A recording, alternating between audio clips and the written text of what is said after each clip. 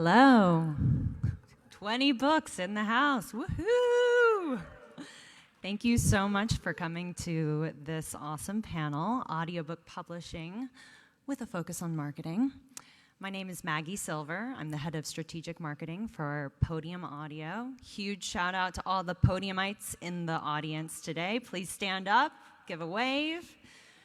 Woohoo, it's my awesome team, our CEO, our publisher, head of acquisitions, marketing team, everyone's here. We're so thrilled to be at 20 Books. I was here 2 years ago. It was my third day on the job, and here I am 2 years later, and I'm giving a presentation. What a gift. So let me tell you, listen, I'm going to give you some tips and tricks about audiobook marketing, about marketing in general, but before we do that, I'd love to tell you a little bit more about Podium, with the awesome company that I work for. So let me start with that, and then we'll get into the nitty-gritty. So Podium is an audio-first entertainment company dedicated to developing the careers of emerging and independent storytellers and best-selling authors. We work with 750 authors. Many of you are sitting in the audience here today. 450 narrators. We just passed 3,000 titles in the end of this quarter, and we will have 4,000 titles, library titles, by the end of 2022. Whew. We are also the 8th largest audiobook publisher in North America, behind the Big Five, maybe the Big Four, TBD, and Recorded Books, and Amazon Publishing. And it's a really, really exciting time to be in the audio business.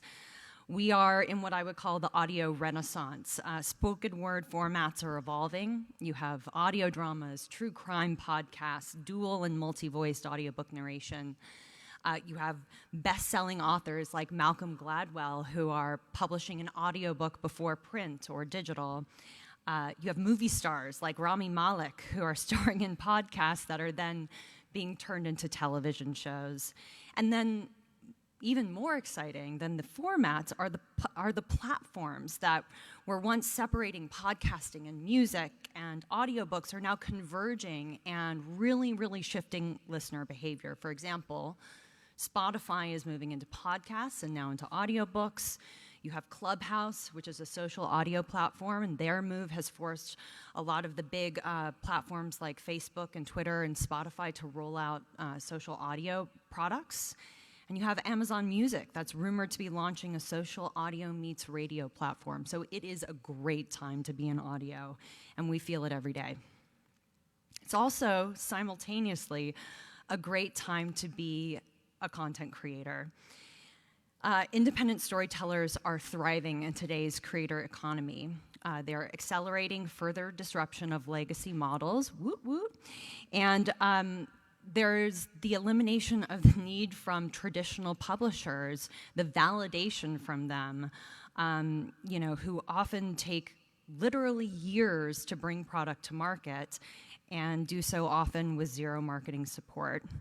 So what I love about this graph is that there are only 177,000 creators who are making money on Amazon. So compared to Instagram, YouTube, Tumblr, WordPress, and other platforms, it's still in its infancy, so there's a lot of growth potential. We are at the center of 3 key trends. First of all, book sales are shifting from physical to digital. Amazon's disruption has permanently shifted sales to digital channels and formats. Over 74% of all book sales occur online now. And in the past 10 years, ebooks and audiobooks have gone from 5% share of US units sold to almost half of all books sold. Pretty incredible. You also have the rise of the independently published author. Large publishers used to rely on the barrier to entry, both in physical print costs and retail distribution. But as that has melted away, you have the rise of the independent book creator. And then thirdly, there's this explosion of audio, from podcasts to music to audiobooks. The ease of access afforded by audio platforms, streaming audio platforms like Apple and Spotify and Amazon have led to a resurgence in audio content creation, so it's pretty exciting.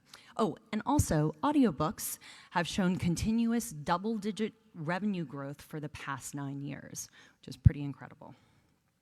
So, what are we doing? What's the vision for Podium Tomorrow? Empowering independent creators to build global entertainment franchises by bringing their stories to life across multiple platforms and formats while maximizing fan engagement and monetization. It's a lot of words. So what does that mean? We really want to explore how we can continue to add value to independent authors through a suite of services. So we were just at an offsite a couple weeks ago, and we kept on asking ourselves, okay, how can we be a platform by which to help authors better promote their storytelling, their own brands? That's what we think really deeply about. So how are we doing this? I'm going to talk about 4 key initiatives that we are really proud of. First and foremost, fresh off the press, we just announced a couple weeks ago a groundbreaking collaboration between ourselves and some of the most sought-after voice actors working in audiobooks. And why did we do this? It was born out of the thesis that audiobooks are not just a secondary format to print. Audiobooks are their own art form. It is the coming together of interpretation of text, interpretation of character, of voices. It is a unique art form, and we believe that narrators provide a depth and texture to the narrative that flat text simply cannot. And that's not to take away from the flat text. It's amazing that you guys are awesome storytellers, but narrators can bring a depth to a performance that's pretty special. And I think a really good analogy here is in film and television. So if you look at sort of top Netflix series or big movie franchises, they're often star-driven. And we see a lot of this happening now in the audiobook space. People are following narrators, and they are looking to narrators for their book purchase decisions. And we love that because that turns the turns the book publishing model on its head. It's really disruptive. So what is Audio Collab? It's a collaboration between ourselves and top narrators, and we really want to help these performers not only manage their time. They spend hours and hours in the booth, and it's hard to sort of know what to pick next and how to manage their time, but we also want to help them build their social presences and, by proxy, their influence on book sales. So that's pretty exciting. We also, we're no longer an audiobook publisher. We are now an ebook publisher as well. We also do print on demand. We just hired ex-VP of editorial at Open Road Media, Nicole Passage, to head this endeavor. And we decided to do this because we wanted to add this capability to strengthen our ability to serve authors that we already work with. And so right out the gate, right out the gate, there we go. Shadow Play by Terry Mancour and Emily Birch Harris was the #1 title in epic fantasy on Amazon Kindle and trended in the top 100 on Audible. And so in 2022, we have plans on launching in print books for over 50 of our authors. So we're pretty excited about that as well. IP extensions, we have a pretty good track record, considering the first fiction book we ever published was The Martian. We weren't necessarily focused on film and TV extensions for a while, but now we definitely are. We're represented by William Morris Endeavor, one of the top entertainment agencies. And keep your eye on the trades, because in the next few weeks we have 2 really, really big deals that we're about to announce. To date, we've secured about 20 option purchases or shopping agreements for our titles, and we're just getting started. And just to be clear, we're not interested in just being the middleman and trying to sell off and make money by selling option purchases to potential production houses. We really want to see things get made. And so we're not interested in just taking on any title. We really work very closely with WME to find the right title to take out to market. We also have moved into wide distribution. In addition to monetizing the largest ecosystem for audiobooks, which is Audible, we're also taking product wide. And there are some really cool emerging platforms that we're deeply partnered with. Radish, which is a serialized platform for romance storytelling, and Tapas, another serialized platform. We have partnerships with both of them. And we're experimenting a lot with wide distribution. And then finally, we are now partnered with Saga Egmont, which is a publishing house under the parent company Lindhart and Rinkhoff, which is a Dutch company. They publish more than 20,000 digital books yearly, and we have partnered with them to do translations in Spanish, French, German, Italian, and Polish. So that's really exciting. Okay. So that's Podium. If you have questions about who we are, please save them for the end. But let me get into the marketing portion. Now, I want to be very clear. There is nothing that I'm going to tell you today that is the secret sauce of audiobook marketing. I'm going to share with you some of our best practices, some of the things that we've seen work, some of the things I'm going to steer you away from, some of the things that we've seen do not work. But just know that every day we live and breathe audiobooks. And so we have experience, we have data, and hopefully at the end of this section you can take away some really good we'll have some value propositions for you to take away.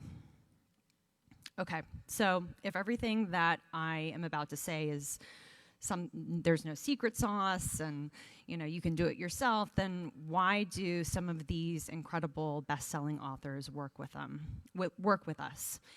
Well, here's the reason. It's really time-consuming, and it takes a lot of coordination. And you can certainly do all of this on your own, but I think a lot of authors come to us because they want help and they want support and they want strategy and guidance, but they also want tactical support as well. Okay, so backing up, who listens to audiobooks? Now this is great, yes. How many people have listened, out of curiosity, how many people have listened to over 5 audiobooks this year? Ah, great. Okay, how about over 10? Over 20. Wow. Okay, we have some whales in the house. How about over 40? 50? 100? Okay, wow. Okay, great. This is an audio-savvy audience. I love it. So we've broken down 8 types of audiobook listeners. Now, there's a lot of overlap between these personas, but it's just interesting to think about the type of people who are listening and what their listening habits are. So first and foremost, we love these people because they consume a lot of audiobooks. You have the speed demon, and this is the type of reader that listens to audiobooks at a really high speed, 2x or more. They're usually a longtime devotee of the format. The second type is the slow and steady. They listen to audiobooks at regular 1x or less and enjoy savoring the experience as long as it will last. You have listeners who have a singular focus. This is the kind of persona we call the podium and chill listener. They curl up on their chair, they lie in their bed, and they are fully focused on imagining the story in their head. You then have the nibbler, the audiobook reader who hits play at every opportunity, washing dishes, taking out the trash, making the bed. They use small chunks of time to slowly chip away at their latest listen. The narrator, loyal, hence why we launched Audio Collab. The workout buddy, a lot of people who don't want music, they want what's happening in their favorite sword and sorcery story to help distract them from how many reps they're pumping.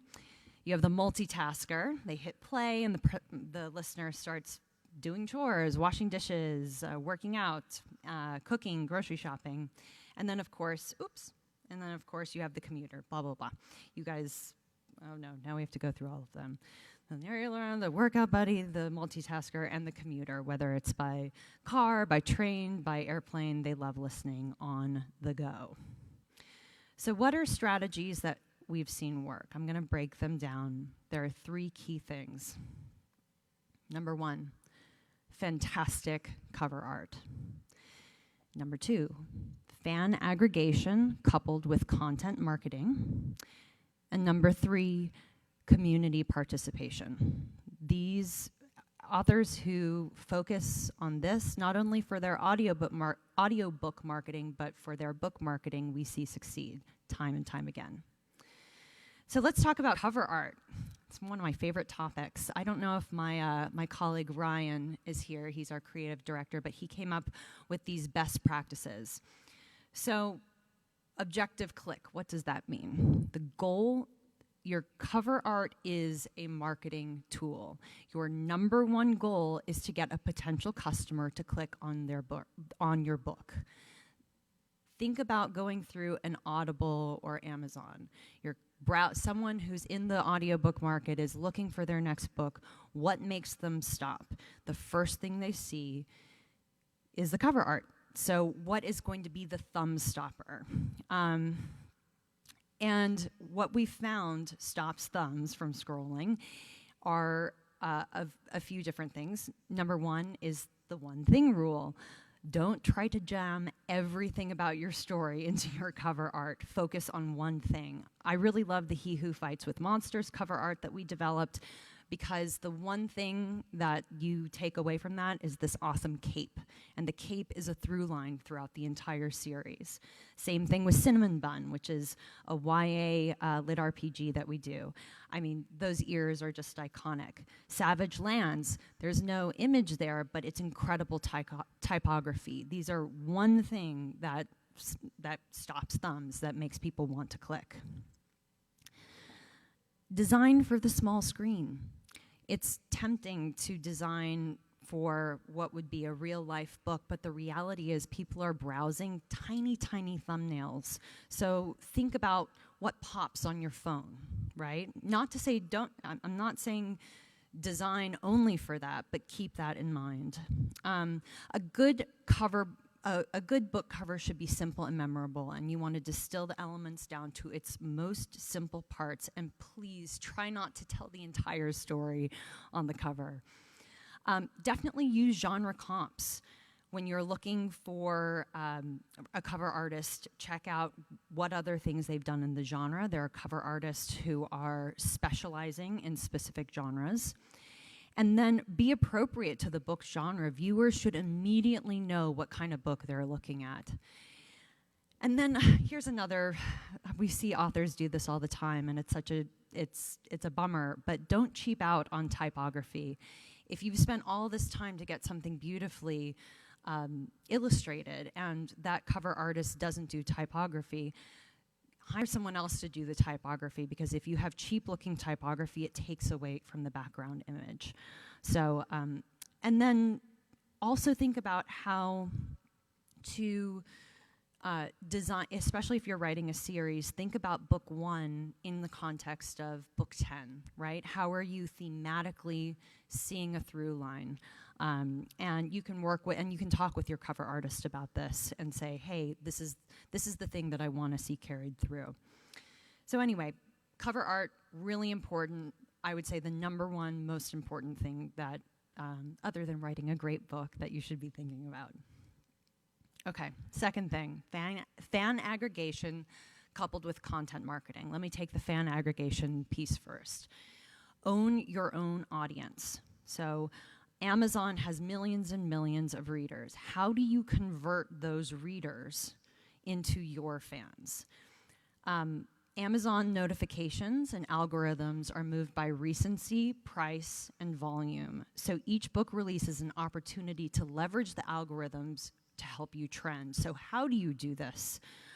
The best thing that you can do is take your ebook, and at the front and at the end of the ebook, add a distinct call to action to more deeply engage.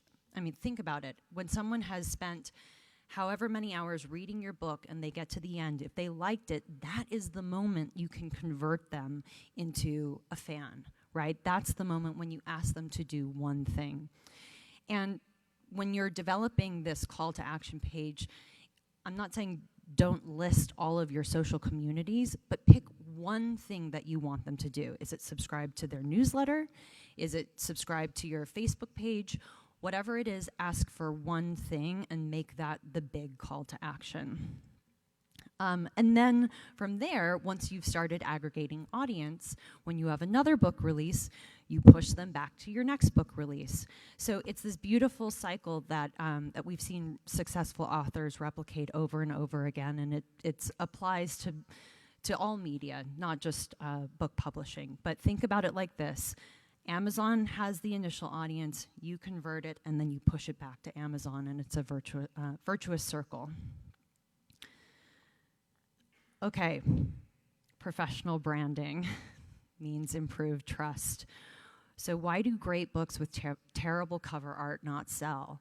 Well, why is a consumer going to risk buying something that looks unprofessional? So you've spent all of this time writing a book. Go get a clean, well-done author headshot. Go build a website. It's so easy to make a website. There are vendors that are out there today who are dying for your business. Make a clean, SEO-optimized website that features your bio, your headshot, your logo, your books, your channels.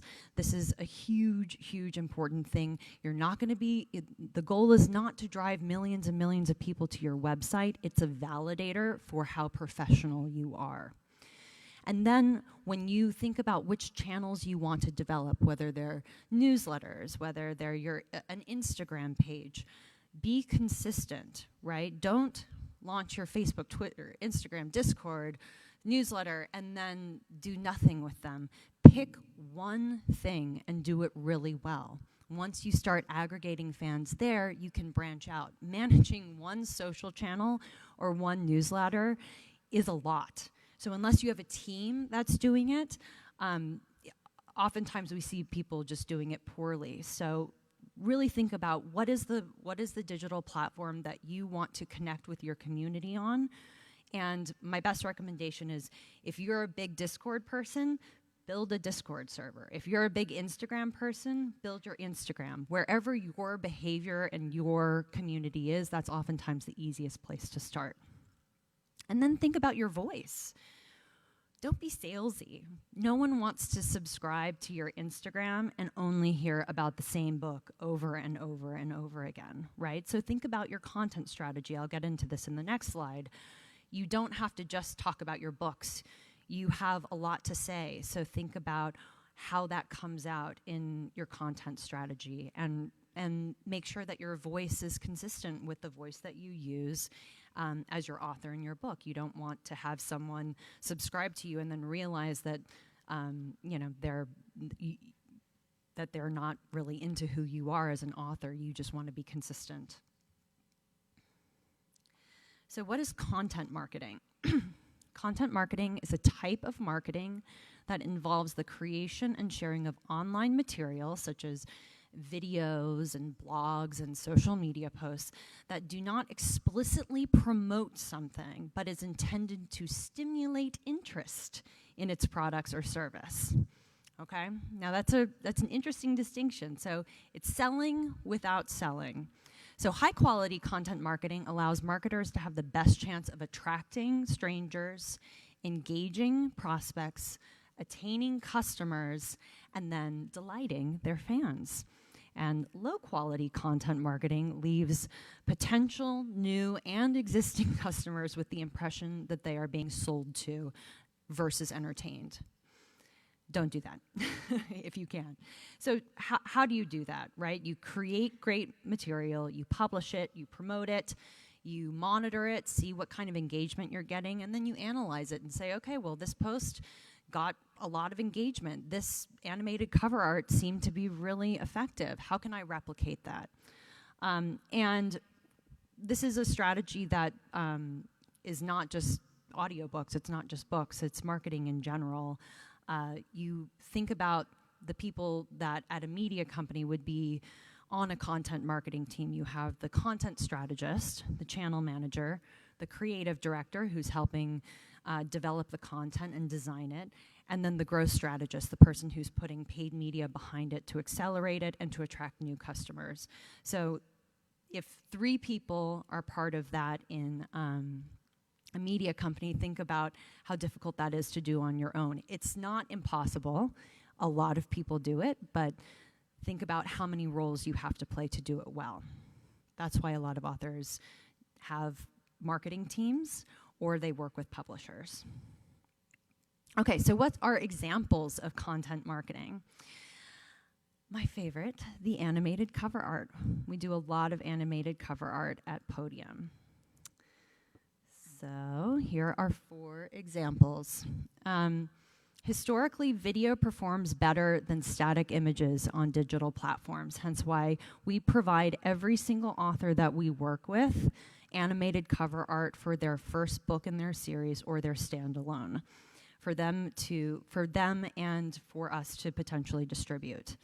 And there are different flavors of animated cover arts. We have subtle animations, kind of like the Den of Vipers, Giphy-looking kind of things like Ruins of the Galaxy. You have much more involved sort of movement animated cover arts, like the beginning after the end. And then some will put audio samples on. And so what is an audio sample video? So, okay, good, it's not playing yet. So social media is inherently a visual platform, right? So how do you leverage these powerful channels to promote something that's non-visual, which is an audiobook? That's what we think deeply about. So an audio sample video gives you the chance to allow people to have a visual experience, but also encourages them to turn on what is often muted in their Facebook feed or their Instagram feed. So here's an example of one that we did for our title, Hell's Horizon, by Richard Fox and Jonathan Brazee. We actually had the amazing Giancarlo Esposito co-narrate this, and I'll give you a little sample of it. Don't get bunched up. Trace, I want to see dispersion. Captain Mateo Alcazar, Alliance of Democratic People's Marines, and Kilo Company commander, ran down the beaten path as he followed the movements of the 3rd Platoon on his CCD. His command. Okay, so that gives you a sense of that. We actually also had the wonderful Nathan Fillion narrate our book, The Salvage Crew. And what we did for this is we actually took a little preamble that we wrote, and it was the beginning of the audiobook that led into him starting to narrate, and we turned that into an audio sample. Hi there, this is Nathan Fillion here. We're going to be spending the next 8 hours or so together, so I've sanitized my voice for your ears' protection. Let's do this.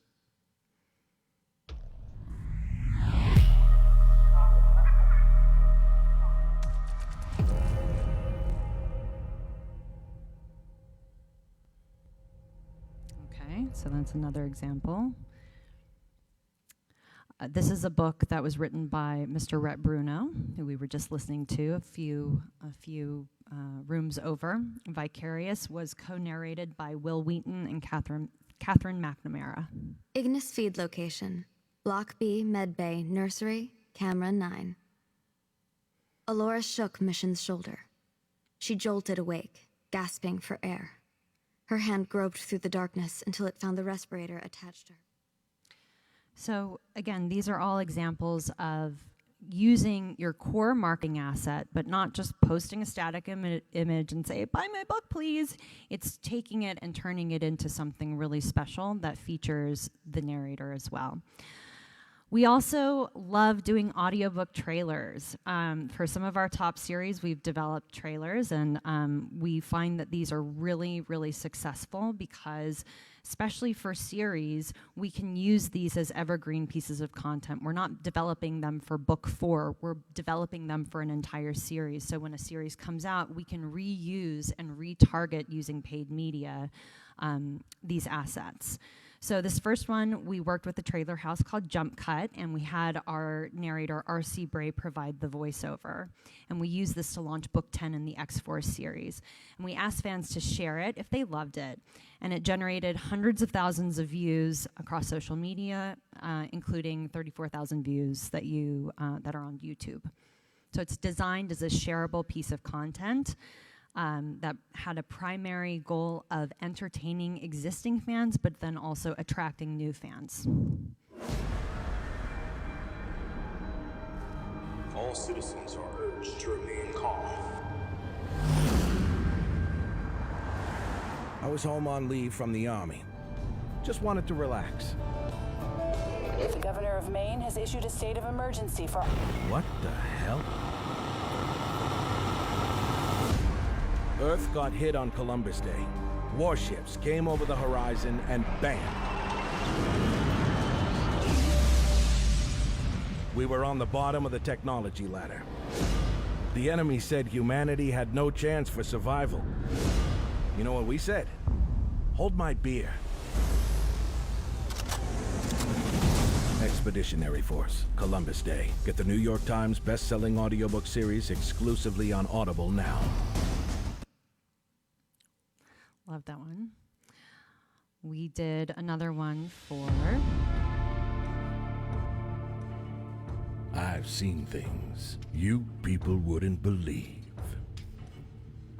Humanity struggling for its survival. Dug in on this rock for what seems like centuries. Hell, it has been centuries. But it's not the years, honey. It's the mileage. Now we finally got a foothold. But those commies keep coming. New enemies everywhere. Keep pushing. And when you're pushed, killing's as easy as breathing. It's time we showed those bastards the door. And I pity the fool who don't walk through it.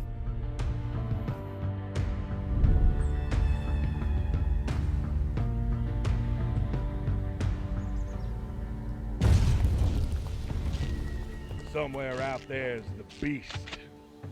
And he's hungry tonight.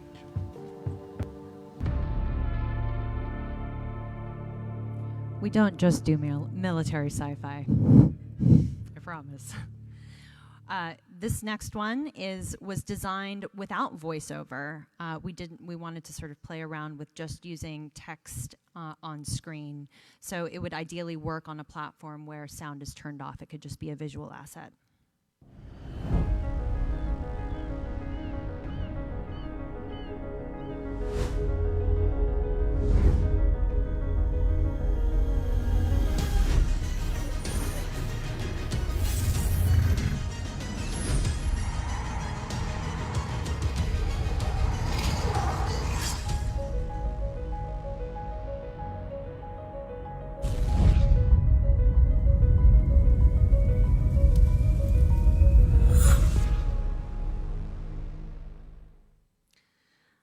And the last one also is without voiceover.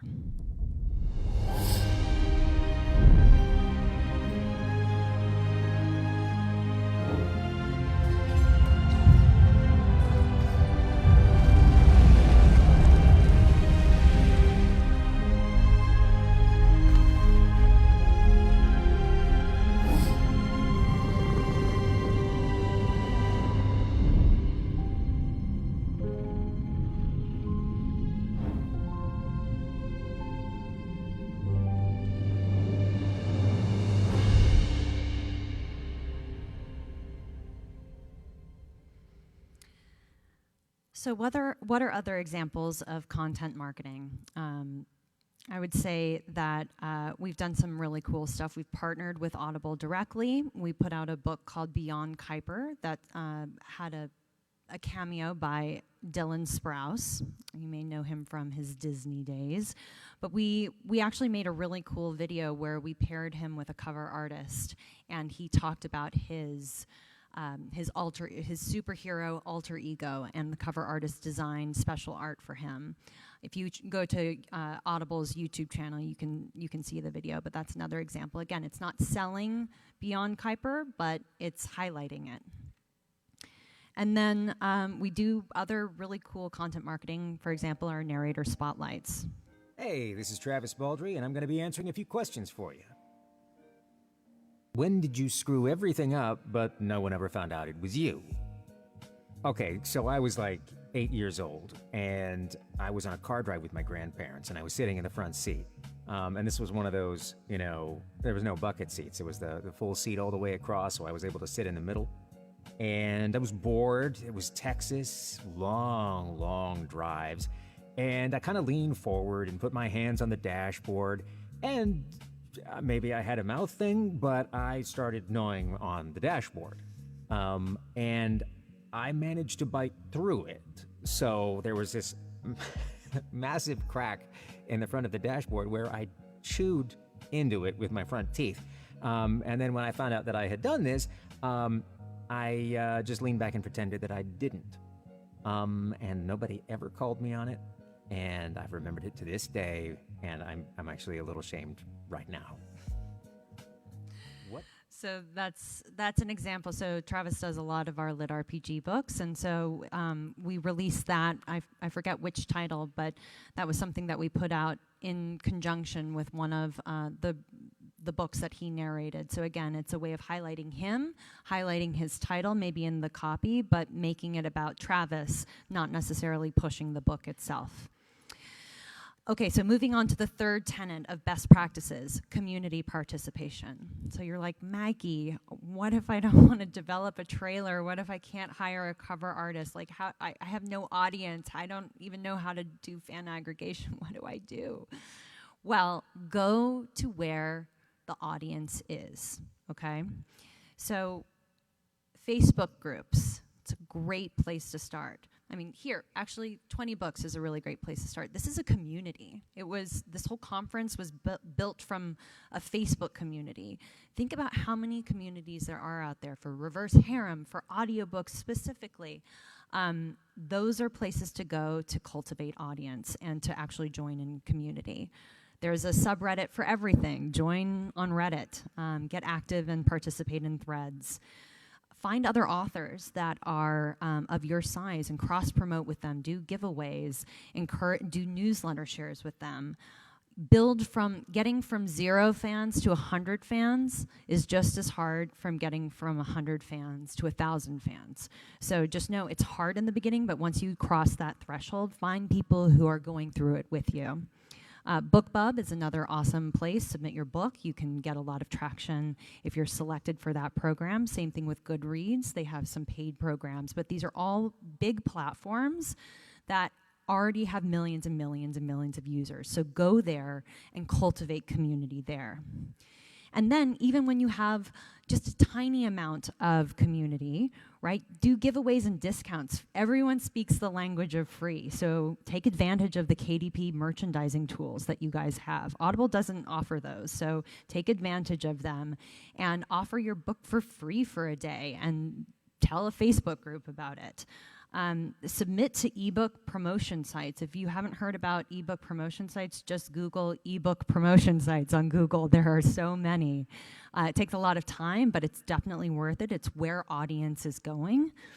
Another known trick of the trade is to distribute your advanced review copies through NetGalley. If you've never heard of NetGalley, definitely give it a Google. It's a place where you can digitally distribute both your ebook and audiobook to a community of people who are avid readers, and they will give you Goodreads reviews.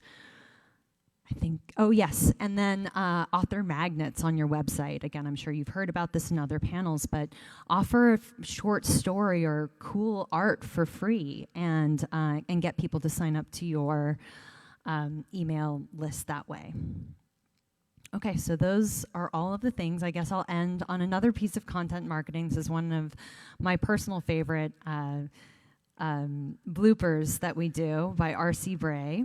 He's spends a lot of time in the booth messing up. So here's an example of a few of his mess ups just to end us out. He squeezed off 2 bursts and watched as the dogs fell backward, one spinning from a spike to the strolger. Right. The entrance we are looking at is the only way into this. It was truly terrifying. What? Only a dim light flittered through the gauze, and his closed Awen suddenly felt dizzy, a wave of vertigo disorienting her sentences. More translucent fabric acted as side windows to the massive skiddyscape ski skaw. The attitude-ridden aquatickens. I'd wager 1,000 credits on the fact that he was going to hand you that star drive with or without a blombast. Abimbala used his knife to move debris aside and part apart. That goes on for like 10 minutes. So thank you so much. I think I have 5 minutes for questions. Awesome.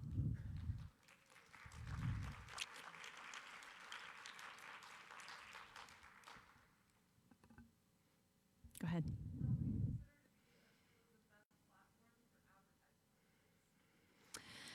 It depends on your genre. Yes.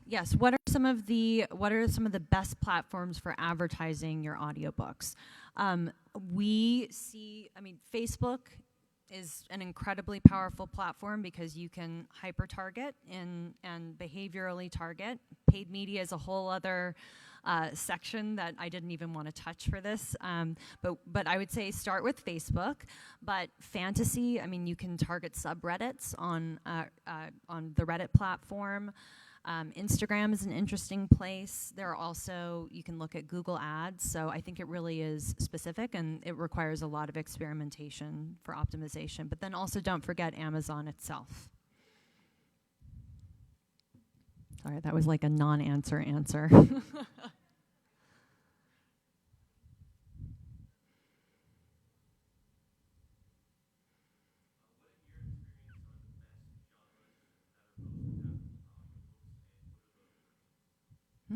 Interesting. What are the genres that are most adaptable to audiobooks and what are the worst? I would say instruction manuals are probably the worst, but people are experimenting with that. There's recipes that are now being recorded in audiobooks. I think there's a place for audio in almost every genre.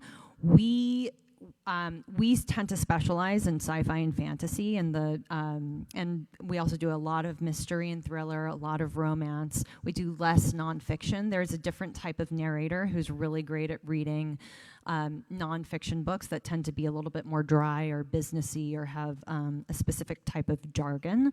But anything that is written can be turned into audio, and I don't think there's any bad genre, especially in fiction, for audio. We see success across the board.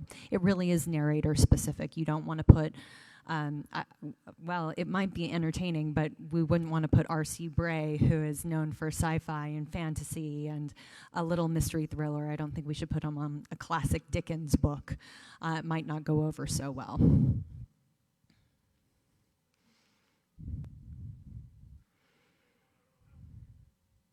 No idea how to turn this on. Oh, there you go. Hey, Magic.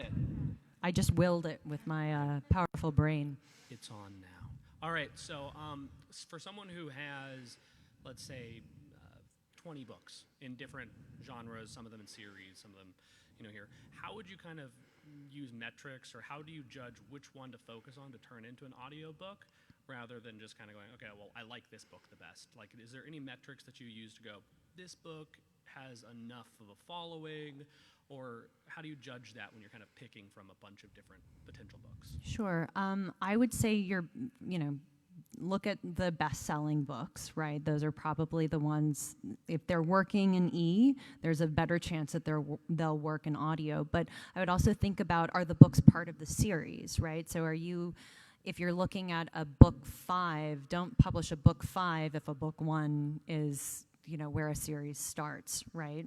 And I would also think about, especially if you're publishing a series, you want to be publishing in audio. We find that the most successful authors who are publishing series in audio are also publishing in and there's momentum from an ebook to an audiobook release. I mean, once you're an established author and you have a big following, you can do a simultaneous release, but we do a lot of staggered releases. The momentum from an ebook can fuel an audiobook release. The trending algorithms of Kindle do affect Amazon. So how those play together, and you build audience over time with a series. So I think the more momentum that you can get earlier on and commit to an audiobook and in a series, the better chance you're going to have for success. Thank you. Of course. That's it? Okay, thank you so much. I appreciate it.